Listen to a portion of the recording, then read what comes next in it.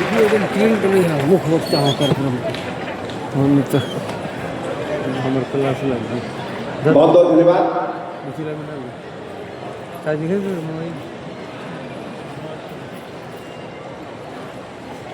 आज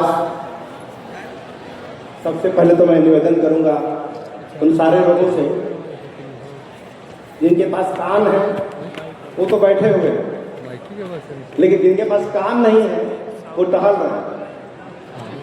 तो किसके किसके कान नहीं है?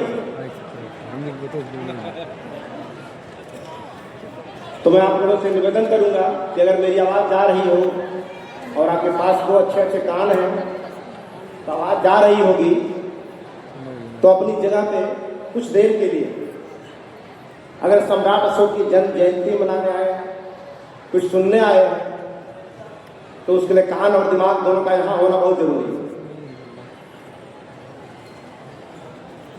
तो आज सबसे पहले मैं अपने देश की एकता, अखंडता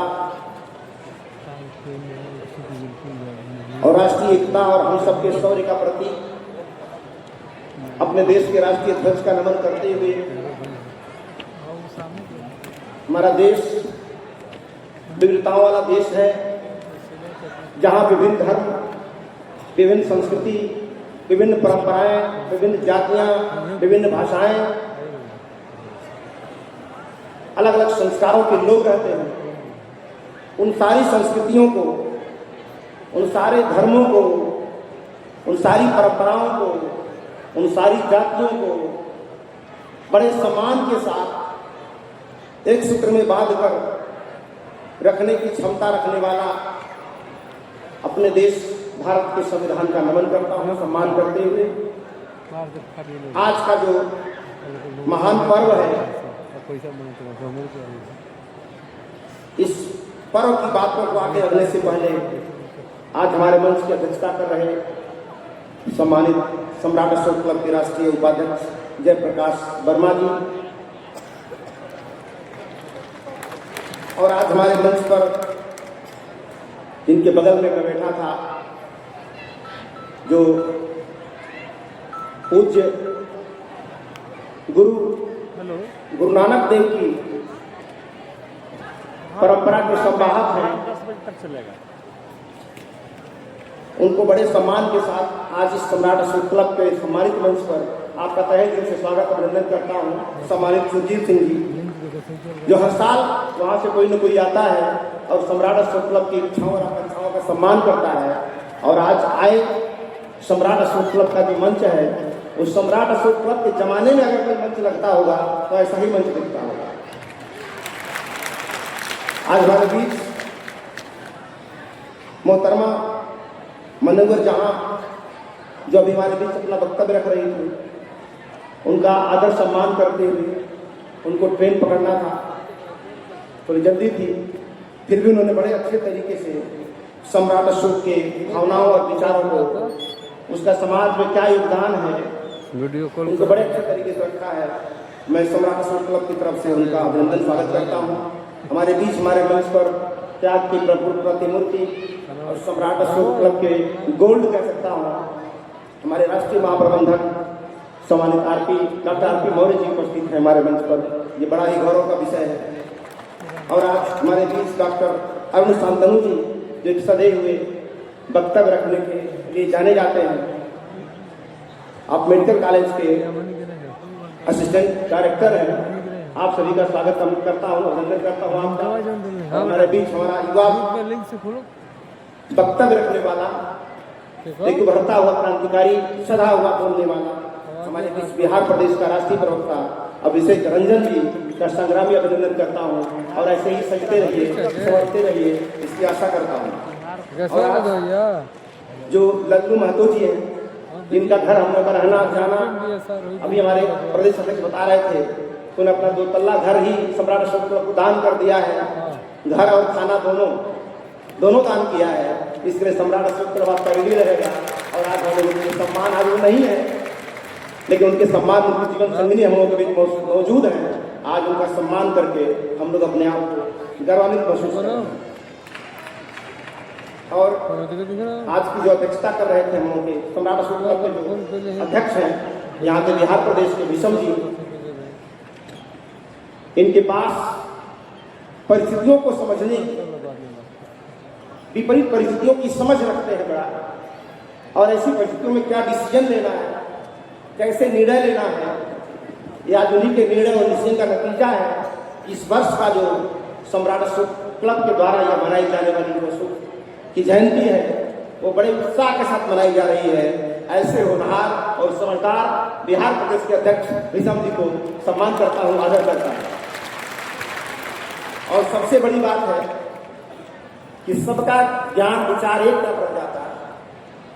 और ये जो मैरून कलर में लोग बैठे हुए हैं, ये जो ड्रेस है एक डेडिकेशन और समर्पण का प्रतीक है। अभी नम्रता जी कह रही थी कि सम्राट अशोक क्लब जो एक संगठन मात्र नहीं है, ये एक विचार है, एक सोच है। और सम्राट अशोक क्लब करता कुछ नहीं है। सम्राट अशोक क्लब केवल वही करता है जो केबिन में केबिन मैन करता है। केबिन मैन क्या करता है? उस केबिन में लोहे का डंडा लगा होता है, उसको खाली ऐसे खींच देता है, और जो गाड़ी पटना जाने वाली होती है वो बोधगया चली जाती है। चलाता ड्राइवर है, मेहनत करता ड्राइवर है, सारा सब कुछ ड्राइवर करता है, लेकिन केबिन मैन केवल डंडा आगे से पीछे खींच देता है और गाड़ी का डायरेक्शन बदल जाता है। तो सम्राट अशोक क्लब जितने लोग यहाँ बैठे हुए हैं, कहीं न कहीं उनके ब्रेन का, उनके दिमाग का डंडा खींच दिया है, इसीलिए कहीं और से न जा करके आज यहाँ आके जयंती बना बदल जा सकते। सबसे बड़ा काम है जिंदगी में किसी की सोच को बदल देना। किसी को धन देने बहुत बड़ी बात नहीं है, किसी को जगह जमीन देने बहुत बड़ी बात नहीं है, लेकिन किसी की सोच को बदल देना बहुत बड़ी बात है। इसीलिए सम्राट अशोक ने कहा है सब्बदानं धम्मदानं जीनाति, सब्बदानं धम्मदानं जीनाति, यानी दुनिया में सबसे बड़ा दान जो है वो धम्म का दान है। और सम्राट अशोक क्लब घूम घूम करके लोगों को धम्म दान देने की कोशिश कर रहा है, इसलिए बदलाव दिखाई दे रहा है। क्योंकि इसी पटना में सम्राट अशोक आज 2300 सालों से है, 2300 सालों से। जब मैं यहाँ आता था और यहाँ के बरसों रहने वाले लोगों से, जो पटना में बरसों से रह रहे हैं, उनसे पूछता था कि बुलंदी बाग कहाँ है, ये बुलंदी बाग ई कहाँ है, बुलंदी बाग कहाँ है, पता ही नहीं था। अशोक कौन थे पता ही नहीं था। लेकिन मैं सम्राट अशोक क्लब के कार्यकर्ताओं को बधाई देता हूँ, धन्यवाद देता हूँ कि आज इनकी मेहनत का नतीजा है। जिस पटना में अशोक का नाम नहीं दिखाई देता था, आज उसी पटना में गली गली सम्राट अशोक दिखाई दे रहे हैं। कोई ऐसी गली नहीं जहाँ बैनर दिखाई दे रहा हो। और पार्टियों में, दलों में होड़ लग गई है कि हम पहले मनाएंगे, कि हम पहले मनाएंगे। लेकिन उनके मनाने में हमारे मनाने में बड़ा फर्क है। वो इस साल मना रहे हैं, अगली साल मनाएंगे कि नहीं इसकी गारंटी नहीं है। क्यों? क्योंकि वो दल से मना रहे हैं, और हम हर साल मनाएंगे क्योंकि हम तो दिल से मना रहे हैं। दल से मनाने वाले आज हम कल नहीं रहेंगे, सरकार बदल जाएगी, बातें बदल जाएगी, लेकिन हम तो सरकार कोई भी रहेगा, हम तो दिल से मनाने वाले लोग हैं। जब तक धरती चांद रहेगा तब तक अशोक जयंती मनाई जाती रहेगी। इस बार जितनी परेशानियां आई हैं, जितनी बाधाएं आई हैं, जितना हमारे बिहार के प्रदेश अध्यक्ष ने झेला है, फिर भी उस परिस्थितियों में टिके रहे। और सम्राट अशोक क्लब के हजारों कार्यकर्ता जो समय से पहले यहाँ आ गए थे, उनके उत्साह की वजह से, और जिनका जो जितना मदद करना था उन्होंने मदद किया। और उस विषम परिस्थितियों में भी हमने सरकार को भी दिखाया और पब्लिक को भी दिखाया कि हमारे बगैर हमारा कार्य तो हो ही नहीं सकता, आपका कार्य कभी नहीं हो सकता। इसीलिए बाधा जितनी आ जाए, आगे से कोई धक्का देगा तो सम्राट अशोक क्लब के लिए आगे भी भारत है और पीछे भी भारत है। आगे जाएंगे तो भी भारत बनाएंगे और पीछे जाएंगे तो भी भारत बनाएंगे। हम लोग रुकने वाले नहीं हैं। इसीलिए आज के इस अवसर पर सबसे पहले आप सभी लोगों को सम्राट अशोक के जन्मदिन की हार्दिक बधाई देता हूं। एगो नहीं है सर, 50 में 50 बार। और आज ये पटना की जो धरती है, ये गजब की धरती है। पटना, पाटलिपुत्र पटना कैसे बन गई, यह कैसे बन गया? हम तो पटना जानते थे, यह पाटलिपुत्र है किसने बताया? और वो पाटलिपुत्र जगह कौन सी है, इस पर क्या किसने बताया? भाई ये भारत का इतिहास है, यह भारत के लोगों को खोजना था। ये हमारा इतिहास है, ये हमें खोजना था। लेकिन भारत के इतिहास को भारत के लोगों ने नहीं, अंग्रेजों ने आके समझाया।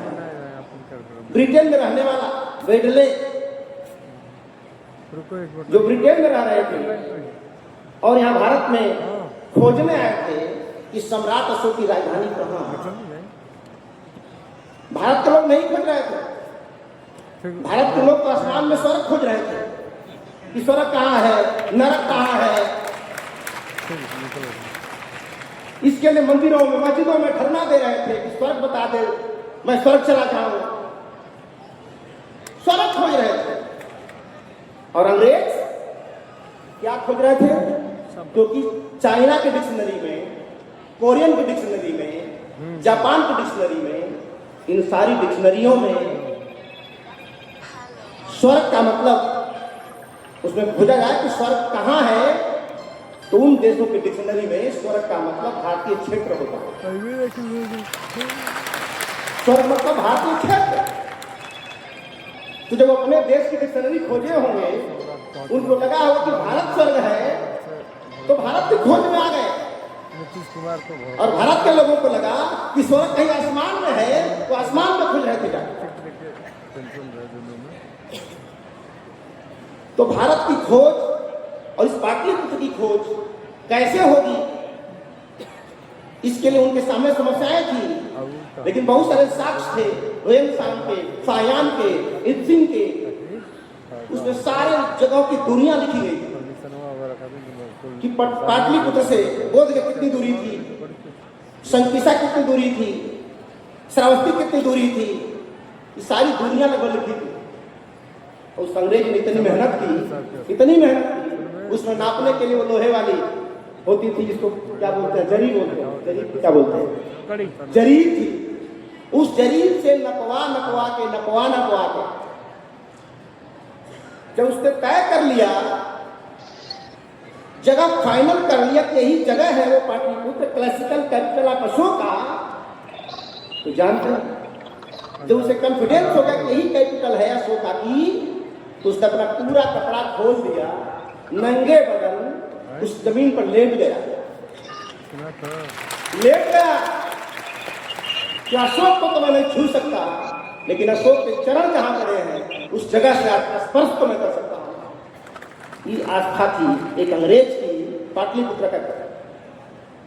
और पाटलिपुत्रा के लोगों में क्या आस्था, ये आप सब जानते हैं, बताने की जरूरत नहीं। तो हम जितना हम अपने बारे में नहीं जानते, उतना हमारे बारे में लोग जानते हैं। और जब हम अपने आप को जानना शुरू कर दिए, तो क्या होगा? जब हमने अपने आप को जानना शुरू कर दिया 10, 15, 20 सालों से, तो क्या हुआ? खिल रहे हैं फूल, जनता कर रही है बागवानी, अब जग रहे हैं लोग, तो हिल रही है राजधानी। और राजधानियां ही नहीं है। अभी तो बिहार की सरकार हिली है और आज की छुट्टी घोषित कर दी है। ऐसे ही लगे रहे, लेकिन ऊपर वाले भी हिलेंगे, ठीक बा, ऊपर वाले भी हिलेंगे, क्योंकि साबित करना है कि भारतीय देश स्वर्ग है और स्वर्ग का मालिक सम्राट अशोक है। और भारत जैसे देश को एकता अखंडता के सूत्र में, आपसी भाईचारा के सूत्र में अगर बांधने की इच्छा किसी के अंदर है, यकीन मानिए सम्राट अशोक को छोड़कर किसी के दर्शन में ताकत नहीं है कि इस देश को बांध सके। क्यों? क्योंकि हमारा देश विविधताओं का देश है। विभिन्न धर्मों का देश है, विभिन्न गुरुओं का देश है, विभिन्न भाषाओं का देश है। और हम चाहेंगे मेरा ही धर्म रहे, हम चाहेंगे मेरी ही भाषा रहे, हम चाहेंगे मेरा ही संस्कार रहे, ये कभी होने वाला नहीं।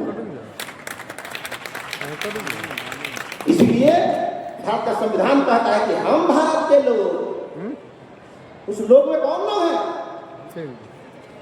हम भारत के लोग का मतलब क्या है? हम भारत के लोग में सब आते हैं, सभी भाषाएं आती हैं, सभी धर्म आते हैं, वो सारी संस्कार आते हैं, वो सारी परंपराएं आती हैं। और सारी परंपराओं को बांधने की क्षमता अगर किसी के शासन नीति में है तो वह है केवल सम्राट अशोक, सम्राट अशोक, सम्राट अशोक।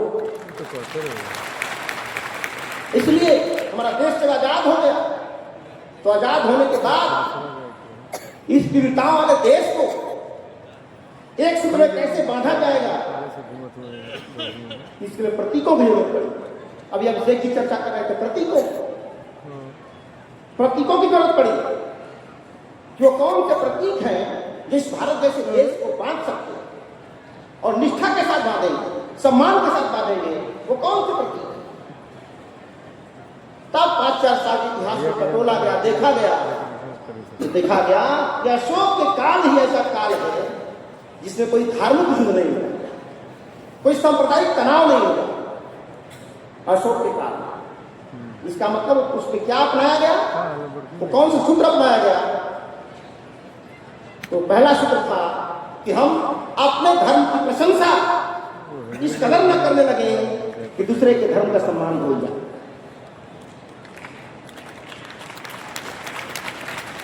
अपने धर्म का इतना सम्मान न देने लगे कि दूसरे धर्म का व्यक्ति अपने को अपमानित महसूस करने लगे।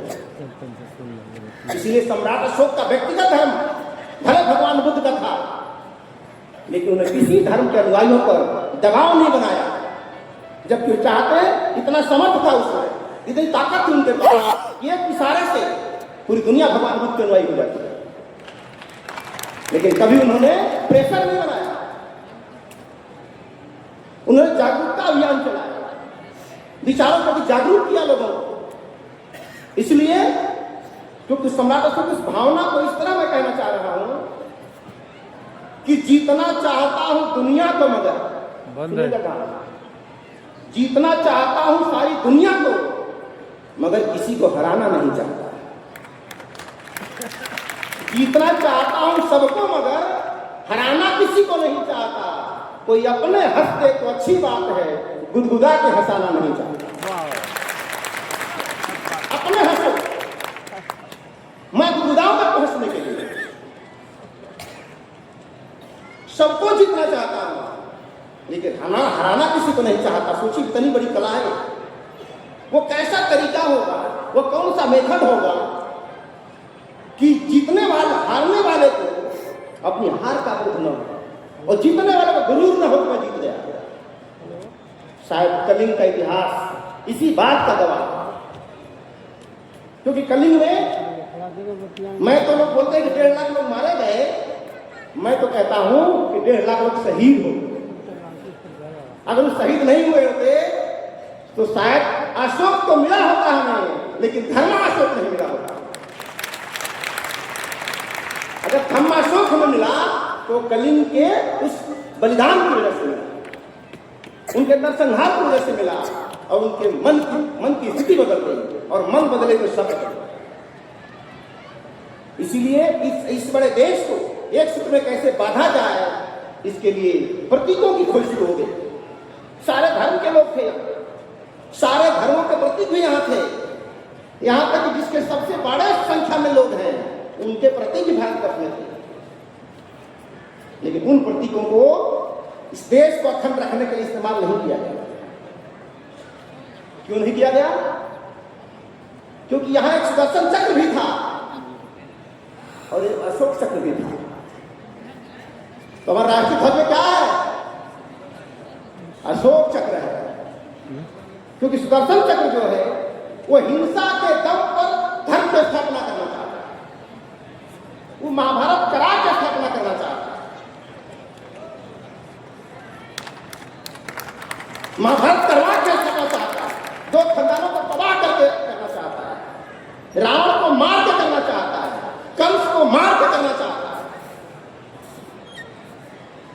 इसलिए कहा जाता है कि भगवान राम ने रावण को मारा, भगवान कृष्ण ने कंस को मारा, लेकिन भगवान बुद्ध ने अंगुलीमाल को मारा नहीं, सुधारा।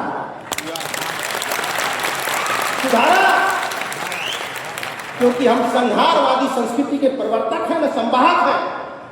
हम तो सुधारवादी संस्कृति के संवाहक भी हैं और प्रवर्तक भी हैं। तो लोक कल्याणकारी यानी सुदर्शन चक्र हिंसा का प्रतीक था और अशोक चक्र अहिंसा का प्रतीक था। वो हिंसा से जीतना चाहता था और ये अहिंसा से जीतना चाहते थे। अभी नम्रता जी बोल रही थी कि तलवार से विजय अस्थायी नहीं होती है, विचारों से विजय अस्थायी होती है। और जो तलवारों से जीतता है वो सम्राट कहलाता है और जो विचारों से जीतता है वो महान कहलाता है। और दुनिया में अशोक भी ऐसे हैं जो तलवार से विजय किया और विचार से विजय किया। जब तलवार से जीते तो सम्राट कहलाया अशोक, और जब धम्म से जीत लिया तो महान कहे। इसलिए सम्राट, अशोक, महान, ये दोनों शब्द किसी में नहीं लगता, किसी में नहीं लगता। तो प्रतीकों की खोज हुई तो राष्ट्रीय ध्वज में अशोक चक्र को लाया था, अशोक चक्र आया और राज मुद्रा में अशोक स्तंभ लाया गया। इसका मतलब शासन दो तरह का होता है, एक शासन जो विचारों से किया जाए और एक शासन जो अपने देह से किया जाए, शरीर से किया जाए। तो जब तक राजा जिंदा होता है तब तक अपने शरीर से शासन करता है, और जब मर जाता है तो उसके विचारों का शासन चलता है। तो सम्राट अशोक जब तक जिंदा थे तो अपनी तलवार की ताकत से अपने देह से शासन किया, लेकिन आज वो नहीं है।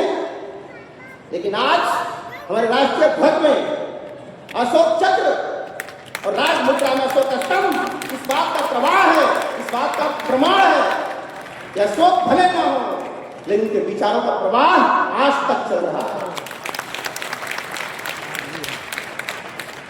आज तक चल रहा है। ये कोई साधारण बात नहीं है, जिनका इतिहास नहीं है इतिहास बनाने में लगे हैं। जिनका इतिहास है उनको चिंता ही नहीं अपने इतिहास का। इसीलिए जो भारत के इतिहास में है वो हमारी संस्कृति में नहीं है। संस्कृति मतलब रोज के रहन सहन की शैली का नाम ही संस्कृति कहलाता है। रोज करते क्या है, उठते कैसे हैं, खाते कैसे हैं, बात कैसे करते हैं, कौन सा त्योहार मनाते हैं, किसकी पूजा करते हैं, ये सब संस्कृति का हिस्सा है। तो जो हमारे इतिहास में लिखा है वो हमारे संस्कृति और संस्कारों में नहीं है, और जो हमारे संस्कृति और संस्कार में है उसका इतिहास का पता नहीं। इसीलिए जो इतिहास में नहीं है उनकी पूजा घर घर हो रही है, और जो इतिहास में भरा पड़ा है उसको घर घर वाला जानता ही नहीं, क्योंकि संस्कार में नहीं है वो, हमारी संस्कृति में नहीं है वो। तो आप क्यों नहीं है? क्योंकि कागज हम पढ़ रहे हैं आज, और कागजों पर काल्पनिक कहानियां और किस्से लिखे गए हैं, और जो हकीकत इतिहास है, जो वास्तविक इतिहास है, वो तो लोहे की कलम से पत्थरों के पन्नों पर लिखे गए हैं। कौन पढ़ेगा? धन्यवाद देता हूं, आभार व्यक्त करता हूं जेम्स प्रिंसेप का, कनिंघम का, ब्रूअर का, विलियम जोन्स का, वेडले का, इन तमाम इतिहासकारों का, जिन्होंने बताया कि तुम कौन हो। तो मजे की बात क्या है कि सबके भगवान मंदिर में मिलते हैं, किसी खुदा मस्जिद में मिलते हैं, लेकिन हमारे भगवान को जमीन की खुदाई में मिलते हैं। हमारे भगवान को खुदाई में मिलते हैं, हमारा खुदा खुदाई में मिलता है, हमारा भगवान भग्नावशेष में मिलता है। और जिन्होंने खोदा भी और खोजा भी, देश में ऐसे लोग आए जो खोदा भी और खोजा भी, खोज के बता दिया ये तेरे भगवान है। जब हमें अपने भगवान की परख हो गई, समझ हो गई, तो जो हमने अपनी करवट बदल लिया तो राजधानियां भी अपनी करवट बदलना शुरू कर दी। और ऐसा करवट जो कभी हमें नहीं बताया कि बुद्ध कौन है, अब वो जब दुनिया में जाते हैं तो कहते हैं कि हम तो बुद्ध के देश से आए हैं। अब तक कौन देश से जा रहे हैं? बुद्ध के देश से। अब कौन से? अब कहीं जा रहे हैं? अब कहीं नहीं जा रहे? तो कुछ तुम बदलो, कुछ हम बदले, फिर ये जमाना बदलेगा। माई हमारी मरेगी तो पहले कौन रोएगा? कौन रोएगा? हम या पड़ोसी? बोलिए। हम रोएंगे। लेकिन हम क्या सोच रहे हैं कि पहले पड़ोसी रोना शुरू करे तो हम कंफर्म हो जाए कि माई सच्चो मर गई है। क्या 100 रो रहे हैं तो हम आखिरी में रोएंगे। तो इतना यकीन मान लीजिए कि माई चाहे जिसकी माई हो, जो पहले रोना शुरू करेगा फिर वही बच जाएगी। चुप कराने वही लोग पहुंच जाएंगे। फिर बाद में चिल्लाते रहो माई मेरी है, माई मेरी है, कोई सुनने वाला नहीं। इसीलिए इतिहास तेरा दफन हुआ है। माई तेरी मरी है तो रोना तुझे पहले पड़ेगा। जब आप रोना शुरू करेंगे तो दुनिया कहेगी मिले सुर मेरा तुम्हारा तो सुर बने हमारा, सबका सुर बन जाए। स्टार्टिंग आपको करना। स्टार्टिंग सम्राट अशोक ने किया तो क्या हुआ आज? क्या हुआ आज पटना में? देखिए होड़ लग गई है कि हम बनाएंगे, कि हम बनाएंगे। हम तो यही चाहते थे कि सब लोग बनाना शुरू करें ताकि हम अपना दूसरा काम शुरू करें। क्योंकि जयंती बनाने के लिए खाली अशोक कलम नहीं बना है, क्योंकि मुझे पता है कि हम पाटलिपुत्र में बैठे हैं। हम तो इनका इंतजार कर रहे हैं कि सारे लोग कब अशोक जयंती बनाना शुरू कर दें ताकि वो काम छोड़कर हम दूसरा काम शुरू करें। दुनिया राजधानी में जयंती बनाना शुरू करेगी, तब हम सब मिलके राजधानी बनाना शुरू कर देंगे। राजधानी बनेगी जयंती। इसीलिए कहता हूं कि ब्रह्मलेख की बात नहीं, अब शिलालेख की बात करो। ब्रह्मलेख की बात नहीं, अब शिलालेख की बात करो। और प्रधानी का चक्कर छोड़ो, राजधानी की बात। तो ये सम्राट अशोक का जन्मदिन है, यह मात्र जन्मदिन नहीं है। हम लोगों के अंदर पुरानी विचारधाराओं का त्याग करके एक नए विचारधारा के जन्म लेने का भी दिन है। और जिनके अंदर जन्म ले चुका है उनको धूप, पानी, बरसात, बाधा कुछ दिखाई नहीं दे रही। दिखाई दे रहे क्या? एक जोरदार ताली आप लोगों की तरफ पहुंच चाहिए।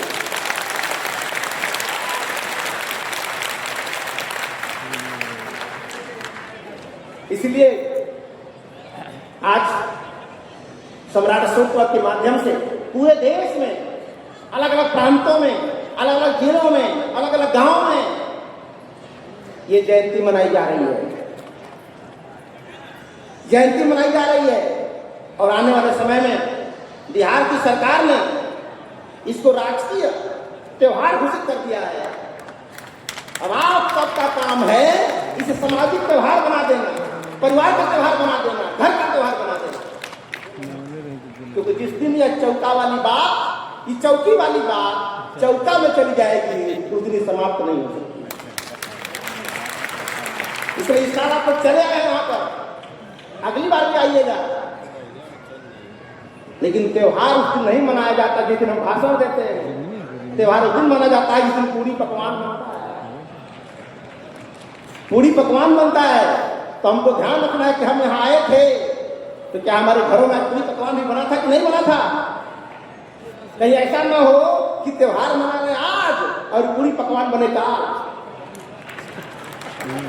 त्योहार मनाए आज, पकवान बने कल। तो अगर ऐसा कर रहे हैं तो केवल पॉलिटिकल जयंती है, वास्तव में निष्ठा वाली जयंती नहीं है। इसलिए 26 तारीख को अगर अशोक अष्टमी है तो पूरी पकवान भी 26 तारीख को ही बनना चाहिए। क्योंकि जब जब खाओगे अन्न तब बदलेगा मन। आज खाओ, इस साल जैसे हो गई गुजर गई, अगली साल से ध्यान रखना है। क्या मनाने भी आना है और इनको पूरी पकवान घर वालों को बोल के आना है, खा के आना है, खा के आना है। नहीं तो हम तो जान जाएंगे क्या ये अष्टमी है, लेकिन घर के बच्चे नहीं जानेंगे क्या अष्टमी है। पापा कहाँ गए थे, पता नहीं कहाँ गए थे, भाषण देने गए थे, पता ही नहीं है। इसलिए अष्टमी को एक जयंती मनाने का पर्व न समझा जाए, ये हमारे परिवार का त्योहार है, हमारे त्योहार का, हमारा पर्सनल त्योहार है, ब्राह्मण का त्योहार। इसको भाषण भूषण तक न रखा जाना चाहिए। इसलिए आज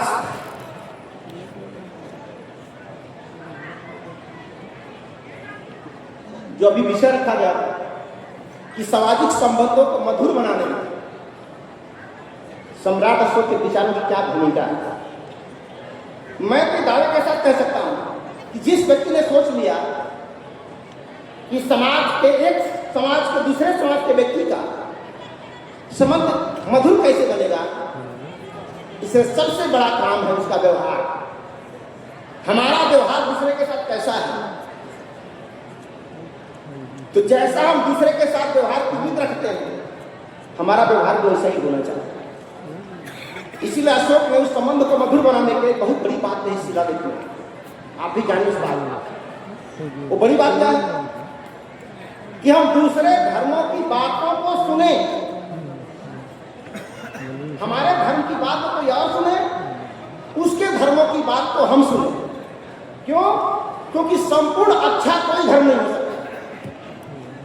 कुछ अच्छा इसमें भी होगा, कुछ अच्छा इसमें भी होगा। तो सम्राट अशोक क्या चाहते हैं? उन्होंने कहा कि सम्राट अशोक सारे धर्मों के सार तत्व की वृद्धि चाहते हैं, जो सार है उसको। तो सार तत्व क्या है? जिस बात से पता चल जाए कि कौन धर्म का व्यक्ति है, वो धर्म का सार नहीं है। किसका कपड़ा अलग होता है, किसके शरीर की बनावट बदल दिया जाता है, तो जिस कर्म कांडों से लगता हो कि इस धर्म का आदमी है, वो धर्म का सार नहीं है। जैसे माँ बाप की सेवा करना चाहिए। अगर कोई व्यक्ति माँ बाप की सेवा करता मिल जाए तो क्या उसका अनुमान लगा सकते हैं कौन धर्म का व्यक्ति है? बोलिए नहीं। कोई व्यक्ति अगर माँ बाप की सेवा करता मिल जाए तो क्या उस सेवा भाव को देख कर अनुमान लगा सकते हैं कौन धर्म का व्यक्ति है? यही धर्म का सार है। क्योंकि मुसलमान है तभी ये काम करना पड़ेगा, और हिंदू है तो तभी ये काम करना पड़ेगा। अगर काम नहीं करता है तो हिंदू है चाहे मुसलमान हो, क्या फर्क पड़ेगा? क्या फर्क पड़ जाएगा? ये धर्म का सार। कोई झूठ नहीं बोल रहा है तो क्या जान जाएंगे कि कौन धर्म का व्यक्ति है? तो जो सील अभी ग्रहण कराया जा रहा था, पेंसिल अभी कार्यक्रम की शुरुआत में सबको ग्रहण कराया गया, इसमें सारे धर्मों के अनुयायी बैठे हुए हैं। तो चोरी नहीं करना चाहिए। मैं चोरी न करने की शिक्षा ग्रहण करता हूं। इसलिए कौन से धर्म को नहीं मानना चाहिए? क्या हम मुसलमान है तो चोरी करें, हिंदू है तो चोरी करें? इसका मतलब ये काम सबको करना चाहिए, चाहे हिंदू हो चाहे मुसलमान है। यही धर्म का सार है, यही धर्म का सार है। धर्म का सार उसे कहते हैं उसका चोला कैसा है, उसका कर्मकांड कैसा है, ये कोई माने नहीं रखता है। उसके लिए जरूरी क्या है ये माने रखता है। तो पांचों सील जो है ये इंसान को इंसान बनाने का सूत्र है। अशांति से शांति की ओर ले जाने वाला मार्ग है, अंधकार से प्रकाश की ओर ले जाने वाला मार्ग है। तो कोई अंधकार में फंस गया है, चाहे किसी धर्म का व्यक्ति है, तो उस हर व्यक्ति को अंधकार से प्रकाश की ओर ले जाएगा, चाहे किसी धर्म का अनुयायी हो। अशांति से शांति की ओर ले जाने का मार्ग है। 1.5 लाख लोग मारे गए, लाखों लोग बंदी बना लिए गए, और लाखों लोग महामारी से मर गए। सम्राट अशोक को रात को नींद नहीं आती। विजेता कलिंग जीत लिया, अब नींद नहीं आ रही, अब क्या होगा? कौन होगा? तो इस समय होते तो कंपोज का टिकिया ले लेते डॉक्टर से, तो सूते की दवाई चाहे हिंदू का चाहे मुसलमान का होगा, ही तो लगना करी ना। तो दवाइया का मतलब तो हिंदू और मुसलमान होगा। अगर पेट दर्द की दवा बेलागन है तो दवा का धर्म हिंदू मुसलमान नहीं है, दवा का रिश्ता केवल रोग से है, दर्द से है। वो दर्द चाहे जिसके पेट में है दूर करेगी, वो नहीं जानती कि हिंदू है कि मुसलमान। तो जिन सूत्रों के बगैर हमारा काम न चले, दाल में इतना नमक मत डालो ज्यादा कि खाया ना जाए, और इतना भी नमक मत डालो कि फिर भी ना खाया। तो कितना डालो, न ज्यादा न कम, मतलब मध्यम मार्ग है। यही धर्म का सार है, यही धर्म का सार है। और ऐसा ही हिंदू होगा तब भी दाल में उतना ही नमक डालता है, और मुसलमान होगा तब भी उतना ही डालता है। ये नहीं कहता कि हम बुद्ध के विरोधी हैं, हम एक मुट्ठा दाल में डाल दें। कहता है क्या? यही धर्म का सार है। तो सम्राट अशोक ने यही कहा कि हम किसी भी धर्म का, चाहे हिंदू के धर्म में हो चाहे मुसलमान के धर्म में हो, उस सारे धर्मों का जो सार तत्व है, जो मूल उसकी भावना है, जो सीधा इंसानियत से रिलेशन रखती है, उस धर्म के सार तत्व की वृद्धि चाहता है। उसी को बाद में कहा गया सम्राट अशोक का धर्म कहा गया, उसे वही धर्म कहा गया। इसीलिए सम्राट अशोक का व्यक्तिगत धर्म भले बुद्ध का धर्म हो, लेकिन जो सार्वजनिक धर्म था वो केवल बुद्ध का नहीं था। इन सारी बातों को समझना है धीरे धीरे। लेकिन अब तक हमारे देश में सम्राट अशोक को केवल जनरल नॉलेज की सामग्री समझ कर पढ़ा गया।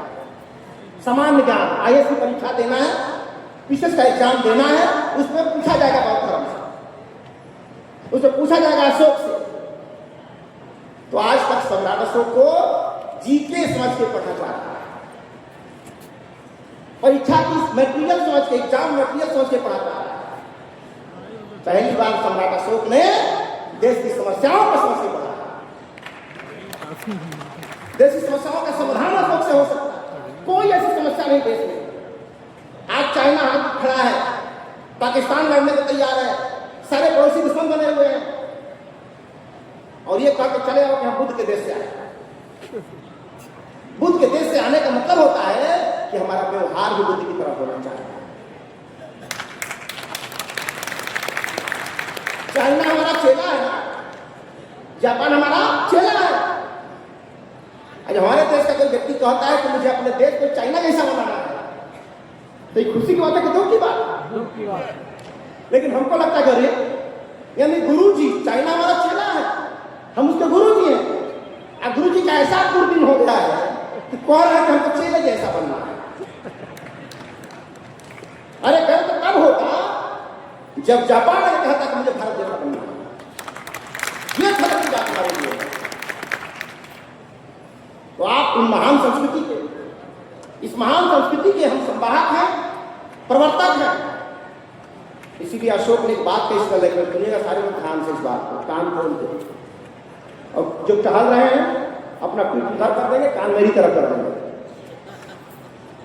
अशोक ने कहा शिलालेख में, पत्थर पे लिखा है, सोचिए पत्थर पे लिखा है कि जो कुछ मैंने धम्म का कार्य किया है, हाँ, वह कठिन परिश्रम और चोटी के पुरस्कार से किया। अगर यही काम हमारी आने वाली पीढ़ियां, हमारी आने वाली संतति अगर इसे करती हैं तो उन्हें महाफल की प्राप्ति होगी। क्या प्राप्त होगी? महाफल की। नहीं करते हैं तो बहुत बड़ा पाप होगा।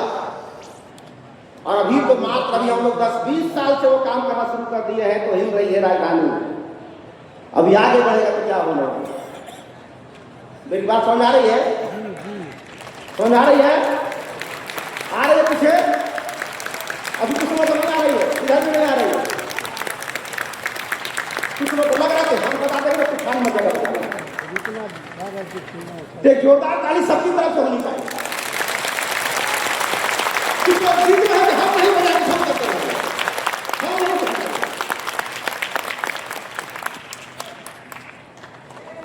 जब आप जगह नहीं रहो तो किसी को जगा नहीं सकते।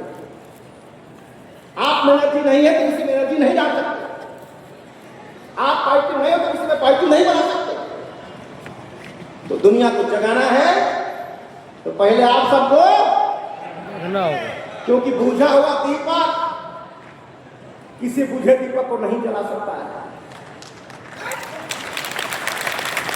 अगर जलाना है, सारे बुझे दीपक को जलाना है तो पहले खुद जलना सीखिए। यहाँ हजारों कार्यकर्ता अपनी त्याग कर रहे हैं, तपस्या कर रहे हैं।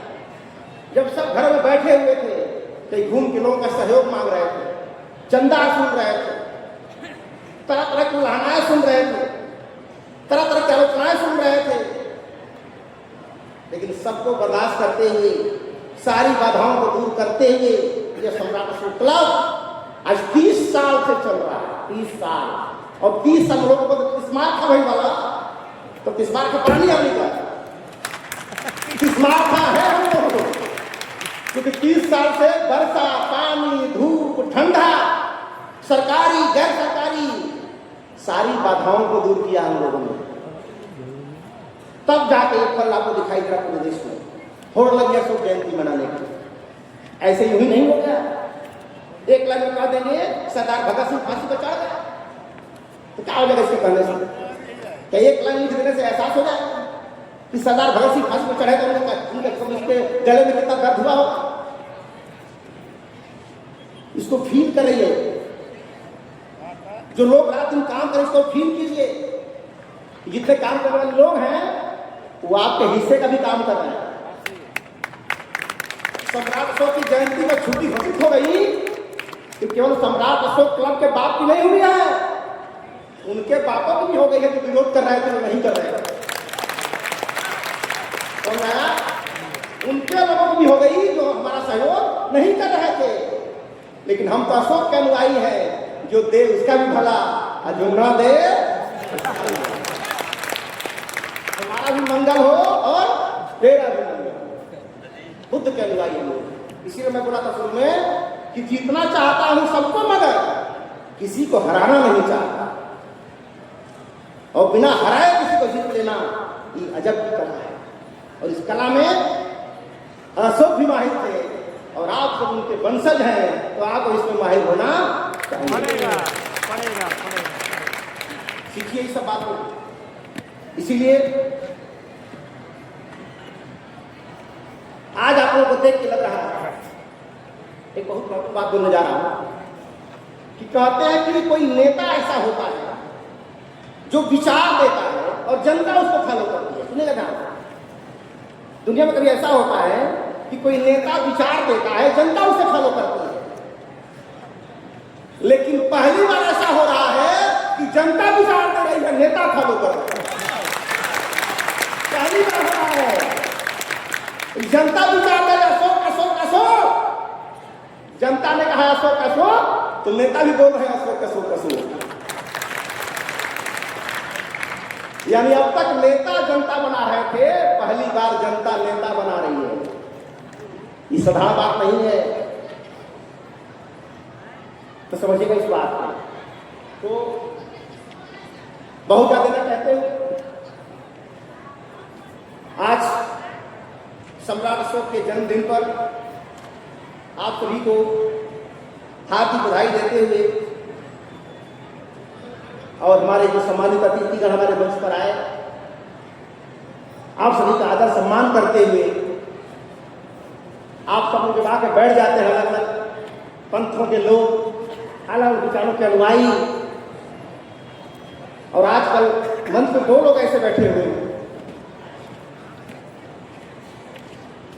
एक होती है पूर्णिमा और दोनों पूर्णिमा को पैदा हुए, गुरु नानक जी भी और बुद्ध भी।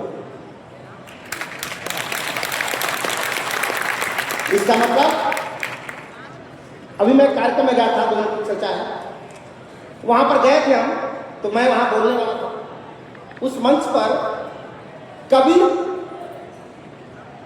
दास के महंत बैठे थे, गुरु लोग बैठे थे, और एक तरफ भगवान बुद्ध के भंते जी लोग बैठे थे, भिक्षु संघ बैठा हुआ था, मैं भी था। मजे की बात क्या है कि जितने कबीर दास के अनुयायी थे वो भगवान बुद्ध पर बोल रहे थे, और जितने बुद्ध के अनुयायी थे वो कबीरदास से बोल रहे। अब बीच में मैं फंसा, तो मैंने भी कहा कि एक दोहा कहा जाता है बहुत दिन से, आप लोग सुन लीजिएगा ध्यान से। मैंने कैसे छड़ा जाता है महापुरुषों कि कहा जाता है कि सार सार सूरा कहे, तुलसी कहे अनूठ, अब बची खुची कबीरा कहे, और कहे सब झूठ। ये दोहा ही झूठ है, ये पूरा दोहा ही झूठ है। ये बताइए कि जो पहले आएगा वो बच्चा खुचा खाएगा कि जब बाद में आएगा वो बच्चा खुचा खाएगा? बाद में आएगा। तो पहले कबीर पैदा हुआ कि तुलसी पैदा हुआ? सबसे सूर से भी और तुलसी से भी पहले कहना पैदा हुआ कबीर पैदा हुए। तो कहना चाहिए कि सार सार कबीरा कहे, सार सार कबीरा कहे, तुलसी कहे अनूठी, अब बची खुची सूरा कहे, और कहे सब झूठ। यानी जो व्यक्ति पहली बात में खाया उसको झूठ वाला बना दिया, अब बाद में उसको झूठा बोल दिया। कई बातों को बोल के चला जाता है, हमको पता ही नहीं चलता है, क्योंकि हमारे पास काम तो होता है, सुनते हैं नहीं। यानी जो पहले पैदा हुआ उसको बाद में, और जो बाद में पैदा हुआ उसको पहली बात पे खिलाते ले जाते हैं। इस बात को समझना है तो हमें इतिहास को समझना भी है, इतिहास को पढ़ना भी है, और उसको समझ भी पैदा करना है कि जो हम पढ़ रहे हैं कितना सही है कितना गलत है। इस सब बातों का हमें समझ रखनी है, और सम्राट अशोक क्लब इन्हीं सारी बातों की समझ पैदा कर रहा है। हम 5 किलो अनाज नहीं बांट रहे हैं, हम 5 किलो अनाज नहीं बांट रहे हैं, हम तो घूम घूम के 5 सील बांट रहे हैं। 5 किलो अनाज नहीं, 5 सील बांट रहे हैं। और जिनके घर 5 सील हो जाएगी उसको 5 किलो अनाज मांगने की जरूरत नहीं पड़ेगी। तो आइए हम सब मिल करके अपने महापुरुषों को समझें, भारतीय इतिहास को जानें, और लोग कैसे समझाना है, लोग कैसे बताना है, इसकी कला सीखें।